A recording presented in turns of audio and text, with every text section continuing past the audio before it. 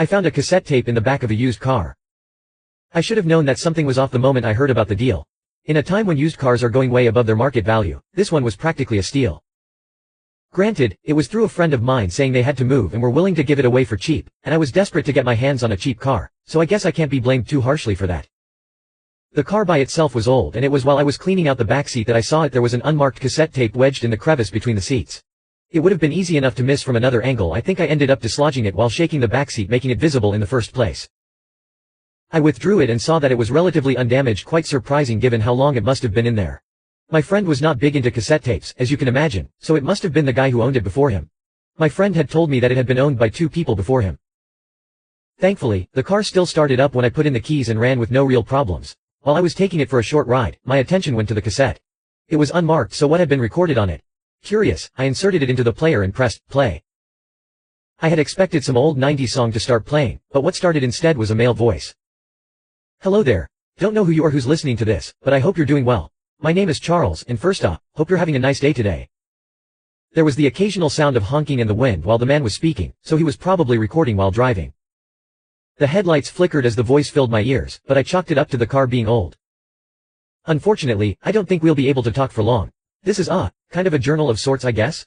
I don't really know where to start with this, so I think I'll just cut to the chase. I'm dying. I have advanced blood cancer, and I don't have much time left. My blood nearly froze. This was far more morbid than what I had been expecting. So yeah, these are my final thoughts or something, I guess. Don't really have any close friends or family, so I guess you'll be the one sharing this last moment with me.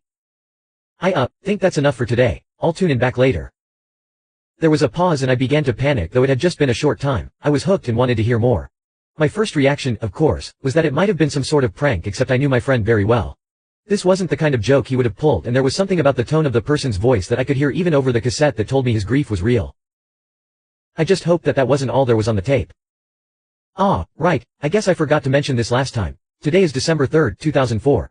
I mean, you have to do that in a journal, right? Anyway, I should clear things up here. This isn't some sort of memoir or anything where I'm gonna talk about my feelings or whatever.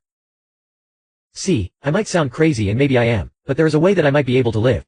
Granted, every single doctor I've been to has said otherwise, but there is some other solution. It isn't something crazy like healing crystals or whatever, but I think that there are risks in dabbling with this method. So, if anything happens to me, and it might, I don't really have anyone with me who would really care. But, I would want people to know what happened to me. Just so that they don't make the same mistake I did, assuming I made a mistake at all. Sorry if I sound a bit confused, I'm having trouble composing my thoughts a little.